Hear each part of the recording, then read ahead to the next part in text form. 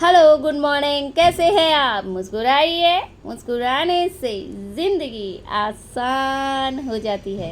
कैसे हैं आप लोग? और आज मैं आप लोगों के लिए एक नई वीडियो लेके आई हूँ जिसमें कि मैं कुछ और समस्याओं का हल बताऊँगी कि जो बुज़ुर्ग लोग होते हैं वो किसी काम के नहीं होते हैं। ऐसी हमारी सोच बन चुकी है कि बुज़ुर्ग लोग किसी के काम के नहीं होते हैं। ऐसा होता है जन्म से लेके मृत्यु तक, जन्म से लेके मृत्यु तक की पावर दे रखी है भगवान ने इंसान को। तो आप ये मत सोचिए, यानी कि देखिए, अगर हमारा शरीर है तो हमारा शरीर बूढ़ा होता है, हमारे नज़र कमज़ोर होती है, हमारा दिमाग कमज़ोर होता है, और अगर हमारे साथ एक्सीडेंट या कोई हादसा हो जाए तो हमारे हाथ कटते या पैर कटते या भी कोई भी बीमारी होती है तो हमारे सिर्फ़ और सिर्फ शरीर को ही प्रॉब्लम होती है, मगर हमारी आत्मा जैसी आई है वैसी ही रहती है, यंग और पावरफुल। यानी कि आत्मा को कोई भी कहते हैं नहीं, कोई भी कमी नहीं होती है। जैसी भगवान बना के भेजता है वैसी ही आत्मा अंत तक रहती है। तो हमको ये नहीं सोचना चाहिए कि ये इंसान बूढ़ा हो गया या अपाहिज हो गया या बीमार हो गया तो ये हमारे लिए क्या ही कर सकता है।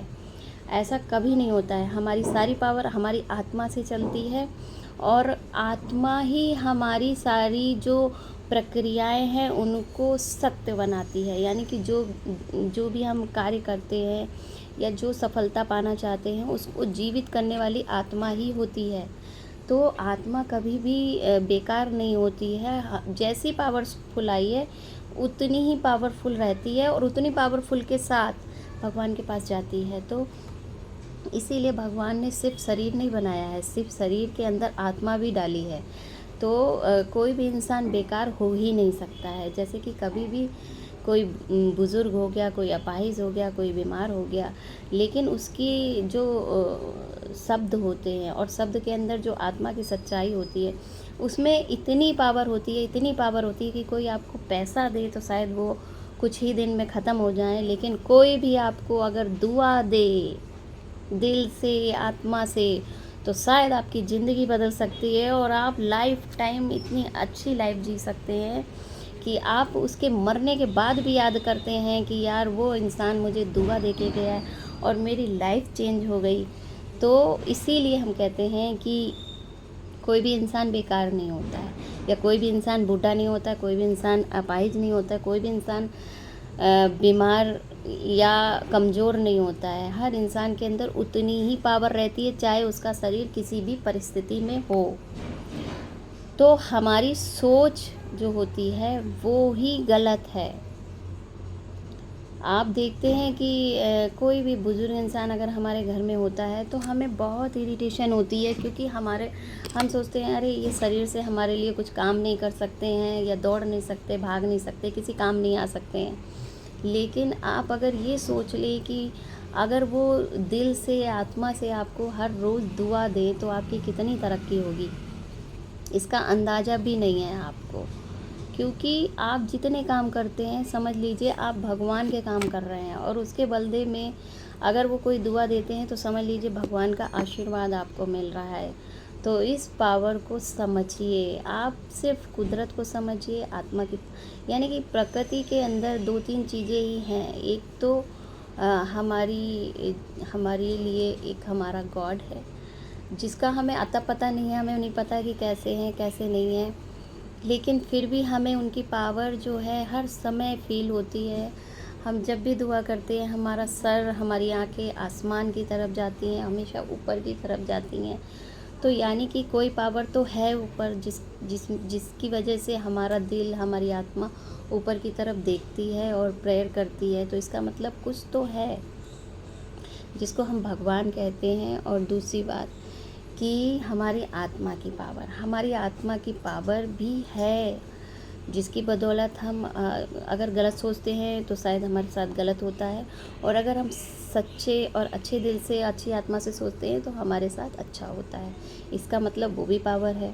और रही बात शरीर की, शरीर यानी बॉडी की भी पावर है, बट उसको हम जीवन यापन के लिए ही कहते हैं कि जीवन चलाने के लिए हमारा शरीर का स्वस्थ होना भी बहुत ज़रूरी है। यानी कि शरीर की साथ साथ आत्मा की पावर के साथ भगवान की पावर, यानी 2-3 चीज़ें मिल के ही ये व्यवस्था जो होती है प्रकृति की वो चल रही है। लेकिन लोग सिर्फ धरती पे पड़े हुए सामान, धरती पे खुद के बनाए हुए पैसे और ज़मीन पे रह के जो भी चीज़ें हैं उन पे विश्वास करते हैं, यानी आसमान या भगवान की चीज़ों पे विश्वास ही नहीं करते हैं। तो आप लोग इस चीज़ को ज़रूर सोचिएगा कि कोई इंसान बेकार नहीं होता है। अगर आप सच में उसको सच्चे दिल से सेवा करते हैं या प्यार करते हैं तो उसकी दुआ ही आपके धन से बड़ा धन हो जाएगा, धन से भी बड़ी दौलत दे के जाएगा वो आपको। और काफ़ी लोगों का ये सवाल आता है कि आप कहते हो आप अपनी पावर एक जगह लगाओ, तो आप ये सोचिए कि हर व्यक्ति जीवित है, और अगर आपके अंदर पावर है तो समझ लीजिए कि सामने वाले के अंदर भी पावर है। जैसे हम किसी इंसान को पाना चाहते हैं, हम इंसान को पाना चाहते हैं, और मैं तो ये सोच रही हूँ, मैं तो भगवान से बार बार प्रेयर कर रही हूँ, मैं पूरी अपनी पावर लगा रही हूँ कि मैं उसे पाऊँगी। लेकिन आप ये क्यों नहीं सोच रहे हो कि उसने कहीं और पावर लगा रखी है। यानी आप कह रहे हो मेरे हो जाओ, और वो कह रहा है कि मुझे इससे छुटकारा दिला दो, यानी मुझे आपसे छुटकारा मिल जाए। तो जब पॉजिटिव और नेगेटिव पावर, जब दोनों पावर मिलेंगी तो फिर कोई चीज़ कैसे जीवित हो जाएगी और कैसे सफल हो सकती है। आप अपने पक्ष की अगर कहानी देखते हैं तो सामने वाले की भी पक्ष की दिखनी चाहिए ना। तभी तो जब दो शक्तियाँ, यानी जब आप नॉर्मल सी बात सोचो कि हमारे मंदिरों में पत्थर की मूर्तियाँ होती हैं, लेकिन जब सब एक ही पावर उस मूर्ति में लगाते हैं, यानी कि सबके मन में यही विचार या संकल्प होते हैं कि ये भगवान की मूर्ति है, ये भगवान की मूर्ति है, तो सच में वो भगवान उसमें विराजमान हो जाते हैं। और इसी तरह से अगर आप दो लोगों की कहानी लेके चले, यानी दो लोग व्यक्ति हैं या एक दूसरे से प्रेम करते हैं, तो अगर दो व्यक्ति एक जैसा सोच रहे हैं तो शायद उनका प्रेम सफल होगा। और अगर उन दोनों व्यक्तियों में से एक सोच रहा है मुझे प्रेम है और दूसरा सोच रहा है कि नहीं मुझे इससे पीछा छुड़ाना है, तो दो नेगेटिव एंड पॉजिटिव दोनों चीज़ें एक हो गई, तो उसकी वजह से क्या होगा कि झगड़े, लड़ाई और आपके बीच में मिसअंडरस्टैंडिंग बहुत होगी। तो उस चीज़ को समझिए। शायद सामने वाला आपसे झूठ बोले, नहीं ऐसा नहीं, बट कहते हैं कि अंतरात्मा की जो पावर है उसकी ज़रूर अलग होगी, आपसे बिल्कुल अलग होगी। तभी आपके बीच में झगड़ा होने लगता है, लड़ाई होने लगती है और आप लोगों की अंडरस्टैंडिंग ख़त्म हो जाती है। जैसे कि अगर आप दो लोग बैठे हैं चाय पीने और चाय एक ही कप है, तो एक ने उसमें चीनी मिला दी, दूसरे ने उसमें नमक मिला दिया, तो यानी कि वो चाय ना पीने लायक रह गई। और अगर दूसरा देखेगा तो उसको आंखों से नहीं दिखेगा ना कि वो चाय में ऐसा क्या है जो आप फेंक रहे हो, यानी जो दूसरे व्यक्ति होते हैं उनको तो वो चाय सही दिखेगी, लेकिन दो व्यक्तियों को अच्छी तरह मालूम है कि तुमने चाय में चीनी मिलाई और मैंने नमक मिलाया। अब उस चाय को ना आप पी सकते हो ना फेंक सकते हो। यानी कि दो मानसिक, जो कहते हैं ना सोच, दोहरी सोच अगर एक चीज़ में मिल जाए तो वो ना जीने लायक रह जाती है ना मरने लायक रह जाती है, यानी ऐसी परिस्थिति, यानी ऐसी स्थिति हो जाती है। तो इस चीज़ को समझिए कि अगर पावर लग रही है तो एक जैसी लगे, और अगर नहीं लग रही है तो कम से कम ऐसी परिस्थिति रखिए कि कम से कम एक इंसान उस चीज़ को जी सके और आप उस चीज़ से निकल सकें, ठीक है। और तीसरी जो प्रॉब्लम होती है वो होती है कि चोर को ही चोर पकड़ रहे हैं यानी कि सबके हाथ में मोबाइल है, हर एक के व्यक्ति के हाथ में मोबाइल है और हर व्यक्ति दूसरे व्यक्ति को चोर समझ रहा है यानी कि जब आप खुद ही चोर हैं तो आप दूसरे को चोर कैसे समझ सकते हैं। यानी कि या तो आप उस चीज़ को एक्सेप्ट कर लें कि हाँ भाई लाइफ है और फ़ोन है, तो ऐसा नहीं है कि कोई इंसान गलत तरीके से ही किसी से बात करता है, कभी कभार नॉर्मल होके भी कोई किसी से बात कर सकता है, लेकिन यदि आप खुद चोर होंगे तो आप दूसरे को भी चोर समझेंगे। तो अगर परिस्थितियों को नॉर्मल करना है, सँभालना है, तो फ्रीडम रखिए लाइफ में, फ्रीडम ज़रूर रखिएगा कि अगर मैं चोरी कर रहा हूँ तो वो भी इसी दुनिया में है और उसके साथ भी ऐसा हो सकता है कि उसे भी चोरी करना पड़े और वो चोरी करके मुझसे मजबूरी में झूठ बोले। तो या तो आप उसको इतना फ्रीडम दे के रखिए कि वो आपसे सच बोले, और नहीं तो उस चोरी को एक्सेप्ट कीजिए। तो ये तो हुई आपकी तीसरी बात कि अगर आपके हाथों में फ़ोन है तो ये उम्मीद मत रखिए कि आप चोरी कर रहे हैं और दूसरा नहीं करेगा। सबके साथ वैसी ही दुनिया है, वैसी ही परिस्थिति हैं। तो आप सिर्फ़ और सिर्फ प्यार और विश्वास के साथ किसी को संभाल सकते हैं या सुधार सकते हैं। और अगर आप ज़बरदस्ती या किसी के रिश्ते के दबाव की वजह से या किसी को डरा के धमका के अगर आप उसको मना कर रहे हैं तो आप बहुत ही बड़े बेवकूफ़ हैं, क्योंकि पढ़े लिखा इंसान इस तरह की परिस्थितियाँ दूसरे सामने वाले के सामने नहीं डालता। तो इस तरह की भी चीज़ें होती हैं। और आपकी क्या समस्या थी? और समस्याएं होती हैं कि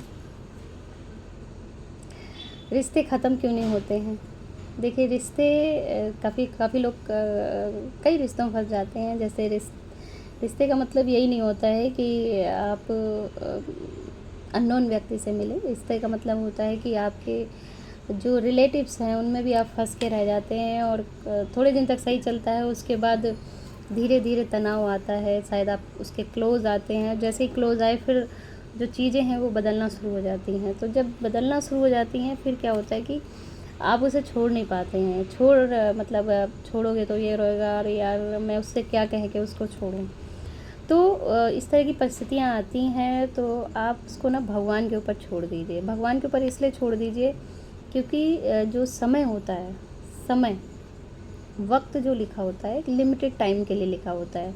यानी कि आप जितनी भी रिश्ते नाते या जो भी चीज़ें हैं, जितने बीमारी या तकलीफ़ें जो भी होती हैं, एक वक्त के हिसाब से लिखी होती हैं। कि अगर आप बीमार हो तो आपका लिखा होगा कि आप 4 दिन के लिए बीमार हो, आप 5 दिन के लिए बीमार हो। यानी कि आपका समय पहले से ही किताब में लिखा हुआ है। तो इसी तरह आप रिश्तों को भी इसी तरह एक्सेप्ट कीजिए कि रिश्तों का भी एक टाइम लिमिट होता है। जब तक वो रिश्तों का टाइम होता है तब तक वो चलते हैं, अच्छी तरह से अंडरस्टैंडिंग होके चलते हैं। लेकिन जब उनका टाइम ख़त्म होता है तो धीरे धीरे वो रिश्ते दूर होने लगते हैं। लेकिन हम उन्हें छोड़ते नहीं हैं, और ज़बरदस्ती किसी चीज़ को अगर हम पकड़ के रखते हैं तो उसमें झगड़े, लड़ाई, जेलसी, यही सब चीज़ें आएंगी। और फिर आप ना निकल पाओगे और ना उसको छोड़ पाओगे और ना ही उसको निभा पाओगे। तो यानी कि जब चीज़ें संभल ही नहीं रही हैं तो समय के हिसाब से चलिए। समय भी बदलता है, वक्त भी बदलता है, परिस्थितियाँ भी बदलती हैं। अब आप पीछे मुड़ के देखिए तो क्या आप कह सकते हैं कि आपकी ज़िंदगी में वही लोग चल रहे हैं जो आपसे छूट गए हैं? वो तो नहीं चल रहे हैं ना, वो हट गए, नए आ गए। इसी तरह से जो भी इस वक्त यानी प्रेजेंट टाइम में आपके साथ है वो आने वाले टाइम में नहीं होंगे, और शायद उनका साथ छूट जाए और आपकी दोस्ती ना चले, आपकी बातचीत ना चले। तो आप उस चीज़ को एक्सेप्ट करिए, क्योंकि आगे और भी लोगों का जो कहते नहीं है पार्ट ऑफ लाइफ होते हैं, तो उनके साथ भी एक कहानी आगे बढ़नी है।